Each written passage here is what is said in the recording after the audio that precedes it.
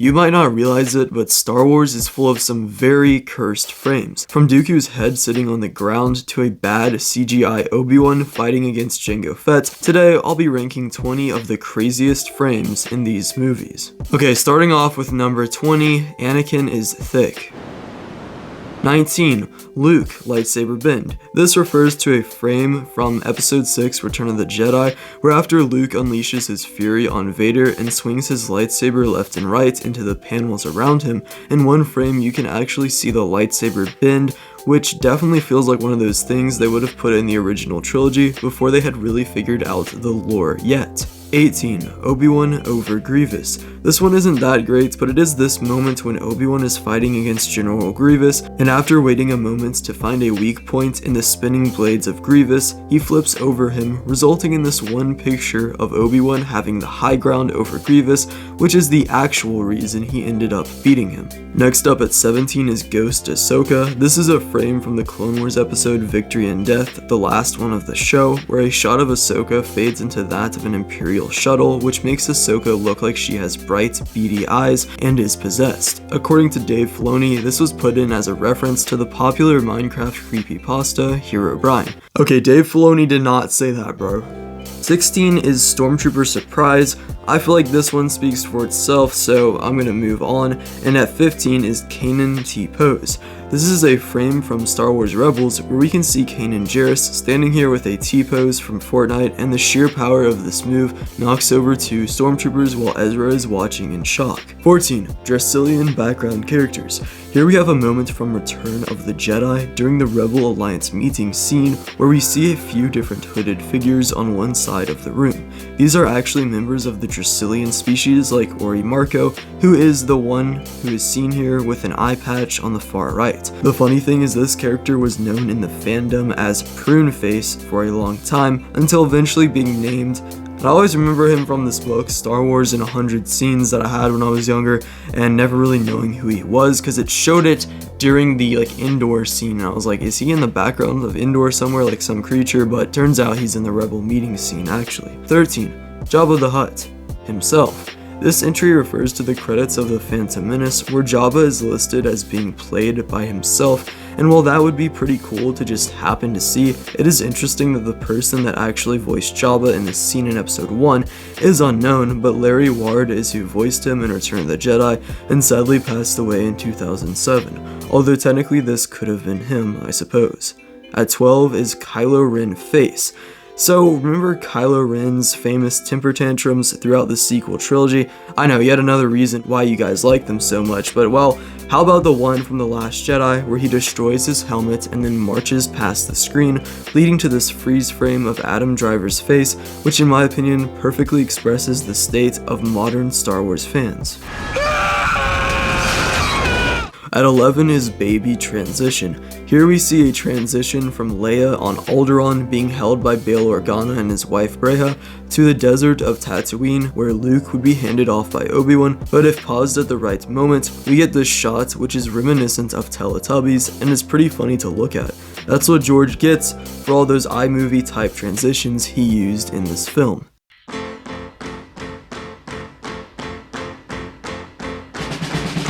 Also, there's a similar one to this right before with C-3PO's face levitating above Naboo, yet again another time the prequels are referenced to the original trilogy.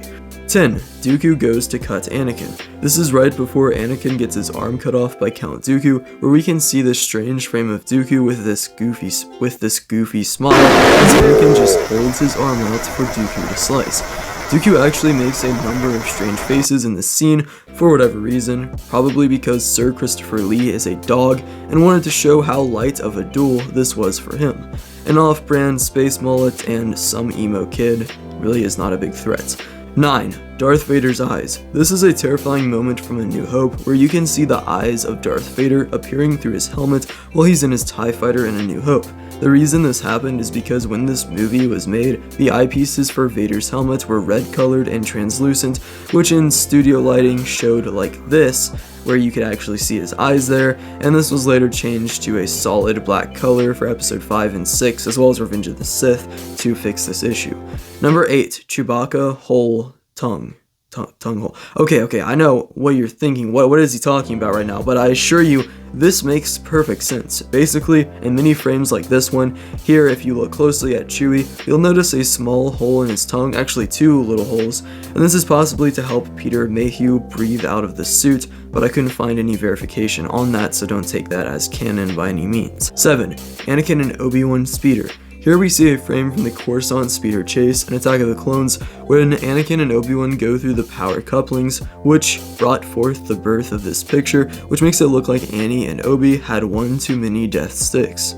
6. Anakin speeder.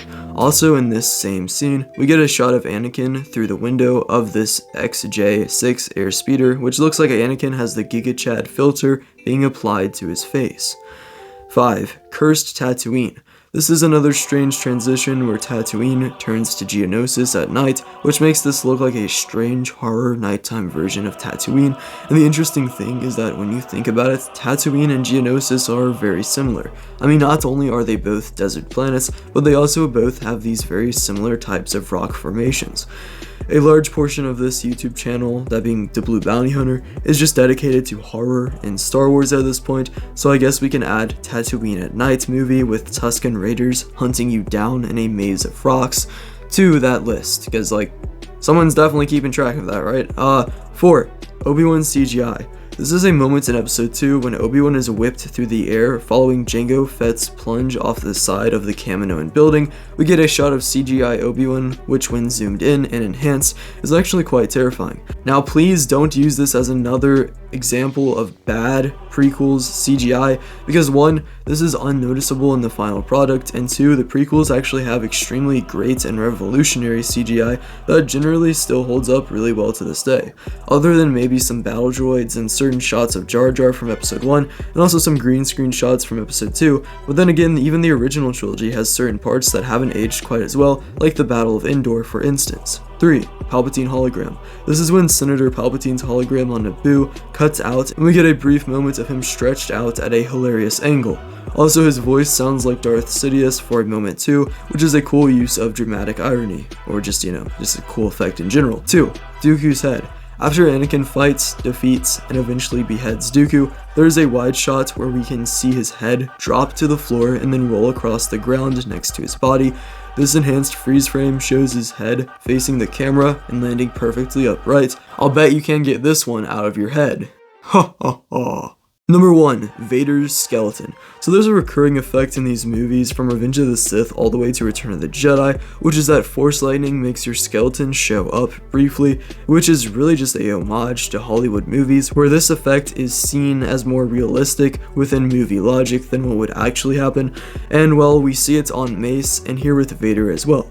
There are a few different shots to choose from for the Vader moments, but one shows him with a deformed jaw, which has adjusted to his mask, which is very disturbing to think about, and also we can see him screaming in pain under the mask, as well as a look at multiple neck braces from his suit on the side. I do really wonder if Lucasfilm considered these shots when coming up with how we would see Darth Vader transform in Revenge of the Sith. I mean, it almost makes it seem like he had some sort of paralysis here, like maybe he was paralyzed, but then again, Lucas already had a vague idea of a volcano scene being the birth of Vader, which destroyed Anakin's body, so I doubt his backstory would be too different in Return of the Jedi to what we later got. I feel lost. Maybe it's because you haven't shopped at DBBH store, which now has a brand new summer drop with 10 different products. What?